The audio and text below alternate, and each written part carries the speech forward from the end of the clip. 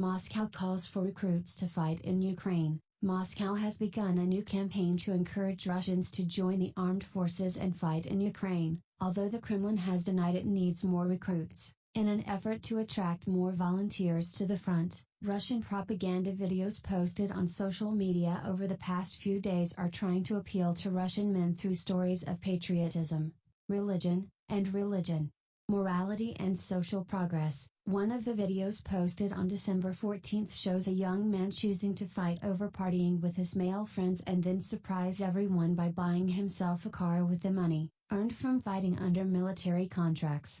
In another video, posted on December 15, a soldier's ex-girlfriend is impressed with his courage and begs him to get back with her. Another example shows a middle-aged man leaving his job at a factory whose salary was not enough to sign a military contract and go to the front. Another video shows a group of well-to-do Russian men in their 30s loading a car when they are asked where they are going by elderly women. One of the men replied, "Dear Georgia, forever."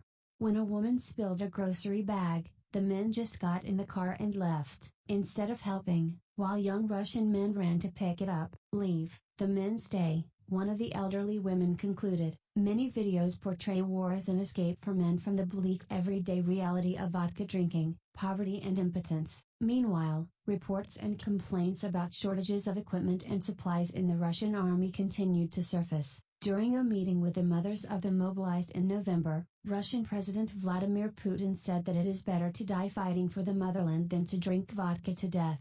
In late September, Putin announced a partial military mobilization with more than 300,000 people across Russia mobilized as the war in Ukraine made no progress. The exact number of Russian soldiers killed and wounded fighting in Ukraine has not been made public. Thousands of men have fled Russia to avoid enlistment, and fears of a second wave of mobilization around the new year are growing. Earlier this month, speaking at a news conference after the Eurasian summit in Bishkek, Kyrgyzstan, Putin tried to reassure the public that there were no plans to mobilize more. Asked by a reporter what factors might call for a new round of mobilization, Putin said, "Without those factors today, we don't discuss them. I told you, 300,000 people were mobilized as part of the mobilization.